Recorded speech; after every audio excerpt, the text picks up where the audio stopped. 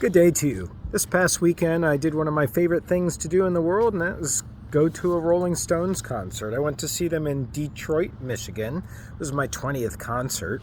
And I've been to a lot of concerts where I've learned how people who go to Rolling Stones concerts behave, so to speak. For example, there's a group of people who are fans. They call themselves the Shadoobies, and they always get together before one of the concerts at one of the local bars, and they wear t-shirts and they do karaoke of Rolling Stones songs. I learned about that. It's not my thing, but I learned about that. That's available to me if I wanted to go. One thing I did do is I went to a restaurant that was highly recommended in Detroit, and I knew that there would be a lot of Rolling Stones fans there, and I wasn't disappointed. I went to this pizza place called Buddy's with my wife Kelly and my daughter Fiona, and everybody in there just about had Rolling Stones garb on. And I learned that you can go out and you can join other people who are going to see the same concert. And you've probably done similar things with bands or artists that you've gone to see as well. You've learned how to go see them. And I've learned at Rolling Stones concerts that when the concerts are done, everybody walks out orderly and goes out to their cars. And I mean, people are older, right? So they're not doing the same kinds of things as 18 and 19-year-olds. The reason I'm starting with this example to start class off with is because our subject for today is sociological analysis. Sociological analysis, chapter 11 in the book. It's all about this phrase called symbolic interactionism. Symbolic interactionism, it was invented by George Herbert Mead, a sociologist, and he talked about how the character and conduct of people's social interactions are shaped by the symbolic meanings that they assign to objects, events, and people. So when we get together with others, the way that we conduct ourselves, like at a concert, the way that we conduct ourselves is influenced by the meaning that we get out of the events and the people and the objects that we're coming into contact with. For me, the meaning is so great that I will go to a 21st Rolling Stones concert if I can, because it's so much fun. I know all the songs. I get to go out with people who are in similar clothes. It's a great form of music to listen to, rock and roll. So symbolic interactionism, that's what we're hanging our hat on today with sociological analysis. We're basically talking in a larger context in today's class about how we use media content to negotiate difficulties and challenges in life. We use media content to do that, and we're going to talk about how we do that in this class. Two other words before we finish out the intro that are used frequently in sociological analysis include agency. Agency is the capacity of human beings to act purposefully. They have the ability to take charge of their own lives, human beings. That's agency. We have that ability. We don't have to do what people tell us. That car horn that's going off right now, I could choose to walk inside of the house to avoid it if I want. I didn't need to, but I have agency. The next term is structure. Structure is any social force that constrains that agency. Like, theoretically, I could do whatever I want. I'm in my front yard, right? But I can't be lighting a bomb off out here. I technically cannot burn anything on my property that would be contributing to a potential burn ban that the borough puts in place when there are droughts. So there are structures in place that limit our agency, if you want to think of it that way. Let's move on now to one of the key concepts that make up sociological analysis. The first one being dramaturgy. Dramaturgy was invented by a sociologist, Erving Goffman, who wrote a book called The Presentation of Self in Everyday Life. Isn't that interesting? The presentation of self in everyday life. It's saying that when you go out, you're not yourself. You're actually putting on a show. And that self is the person that you're putting on for others to see when you're in public. You're putting on a show by what you wear, by how you talk. Very different from when you're alone at home in your pajamas, right? So that's what Erving Goffman said. So when we're out in public, we're actually acting out our existence. It's a dramatic life that we're living because we're acting out ourselves. That's where dramaturgy comes from. And it assumes that the self is not a stable being. It's an independent entity, and it changes throughout life. That's the self is a variable existence. It can change. And so what people engage in when they are managing the self is they're really engaging in impression management. Impression management. When a student comes into my office and Dr. McKenzie, and they sit down and they act grateful to have a seat in my office, showing their gratitude.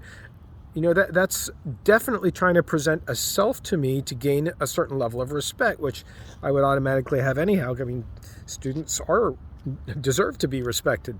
So impression management, though, is about that side of us where we're aware of ourself and we're aware of how we're managing that self. Next up, under dramaturgy, are the elements that we look at, the dramatic elements to help us pull apart a piece of media content according to a dramaturgy analysis within a sociological analysis. We look at the stage, we look at the setting, we look at the part, and we look at the team. You can read about those items in more detail. The stage is the performer's degree of publicness. That's how open are they. And today people are very open with what they're doing on social media. They'll post where they're going to eat. They'll post their breakups.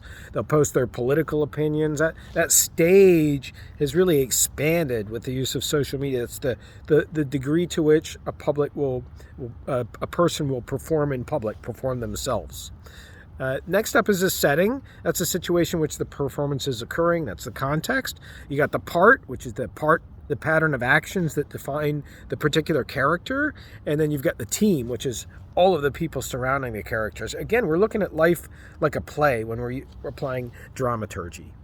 Next up, also part of sociological analysis, is a tool that's called frame analysis. Frame analysis coming from Irving Goffman's book of that name, called Frame Analysis, 1974. He put that out. And frames are social constructs that organized our experience. There are social constructs that organize our experience. We often think of cameras as framing things. When you watch a movie, if the camera shows you a villainous character dressed in black clothes, which is usually the color assigned to villainous characters, and we have music saying that this person is villainous, the film is framing that experience. It's coaxing us along to see that person as a bad person by all these ways in which they're framed. That's what we're talking about here, but we're talking about also in real life. Framing occurs through selection, emphasis, and presentation. Selection, emphasis, and presentation. If you have an argument with somebody, they may focus the whole thing on maybe calling you selfish, but you may see it's a bigger argument that they are not able to compromise. And so the framing has to do with selection, emphasis, and experience. What is being picked out, what is being highlighted, what is being separated out from the other. That's what a frame is. So the frame analysis that you perform when you perform frame analysis, you look at the organization of the experience. And the organization of the media experience is going to be involving the editing, the script writing, the ad-libbing by characters, the post-production editing. All of this is going in to frame a film or a TV show, and songs are framed in the same way. Parts that are taken out of song that are in the production room when they're recording the song that don't end up in the final track. It's because of framing that goes on. There are natural frameworks that we have in our lives. They're physical experiences that are beyond our human control, like weather and appetite. We can't do anything about the weather. Appetite we can't do much about. That controls the way that we frame life. And if you're hungry and you've got to eat, that's going to frame the way that you're thinking and how patient you are.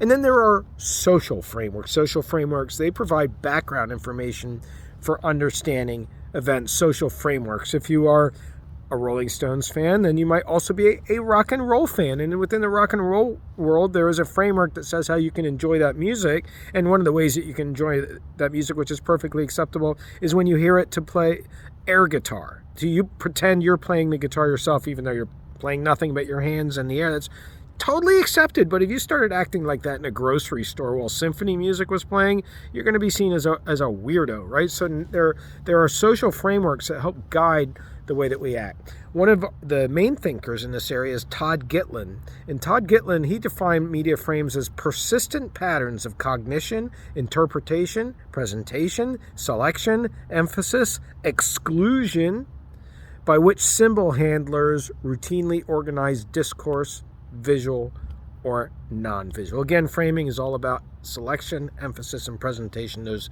three key words. And frames perform functions for us. When we have a social framing or a natural framing, we have four functions. They are defining and naming a problem in a particular way. Have you ever seen the film Reefer Madness? It was a propaganda film put out by the U.S. government and an associated organization that was against the legalization of marijuana. So they put out this film that's called the Reefer Madness, and it depicted people who smoke weed as being insane and murderous. It actually had a person jumping out a window. So that's a good example of saying that the problem with marijuana is insanity. It's been defined by that act in that particular film. It's been named and defined as one of the functions of framing. Next up is to diagnose and characterize the principal causes of the problems. What are the roots of the problems? That happens in framing. Next up is to make judgments about the actors or the agents involved. Who's to blame? Who's to be credited? And finally, to offer remedies. What would fix the situation? That all happens in framing. Next up, we have another concept that's brand new that we're moving on to, and it's called equipment for living. It's part of sociological analysis, equipment for living. The main author here is a communication professor. He is Kenneth Burke. He no longer lives, but he's one of the heavyweights in the field of communication in terms of contemporary thought. He's not ancient like Aristotle. Kenneth Burke. And he said that media provide individuals with symbolic resources for resolving everyday anxieties. And that was really interesting because he's saying that people come to media with problems that have to do with their anxieties and they want to resolve them. So Kenneth Burke wrote a lot about, for example, guilt, that people feel a lot of guilt in life, guilt over infidelity, guilt over they were a chosen one over somebody else who didn't survive a car accident, guilt over taking money for something that you didn't really do a good job on. Guilt is a condition, and it comes up every time we violate a certain hierarchy in life. That's what Kenneth Burke says. When we violate what the boss wants, violate what the parent wants, violate what the older brother wants. And so we have several strategies for dealing with guilt that we employ media to help us with, one of which is transcendence. Transcendence is where we resolve guilt by avoiding it, by appealing to a new hierarchy. Appealing to a new hierarchy, that's actually how Alcoholics Anonymous works, right? People who have not been able to quit drinking, they go to Alcoholics Anonymous, and one of the first things that they have to do is admit that there is a higher power that has control over them, that they don't have control. So that's a new hierarchy. No longer are they the ones. That would be the old hierarchy. Who can solve the alcohol problem? They submit to a higher power, going over to another hierarchy. Another way that Kenneth Burke says that we deal with guilt through our media consumption is through mortification. Mortification is dealing through guilt by confession or self-sacrifice. Confession or self-sacrifice. When you go on Facebook and you private message somebody or you instant message them and you're sending them a message that nobody else can see and you're revealing something about yourself, you're taking a chance, right? You're taking a chance that they're going to keep that information confidential or not use it against you or not do something similarly stupid, if that's what it was that you're telling them, a DUI or something like that. In confessing that, and that's the whole premise behind the Catholic religion in many ways, it's dealing with that guilt, Kenneth Burke says. It's dealing with that guilt by confession, by self-sacrifice. That's what you're doing. You're sacrificing yourself. You didn't have to confess. You're saying, I'm going to reveal something that's embarrassing. I'm going to confess. That's how Kenneth Burke says that we deal with guilt when we use media. And then finally, we have victimage. Victimage is a way of dealing with guilt by scapegoating or transferring the guilt to somebody else, making somebody else feel bad. And so if you've taken somebody to see a film and the film was not a good film and you're very disappointed in it and they walk out and they point out it was not a good film and you say to them, well, the film that you took us to, I also didn't like. Okay, you're taking the guilt now that you feel about the film and you're transferring it, or at least attempting to the other person to get them to feel guilty. That's one of the ways that Kenneth Burke says that we deal with guilt amongst the three ways that we deal with it. And so equipment for living, his particular way of looking at life, looks at media as a way of providing resources that will help us deal with these problems that we have in life, these anxieties, only one of which we mentioned, which was guilt. And believe it or not, that's going to wrap up our class on sociological analysis. Have a great day.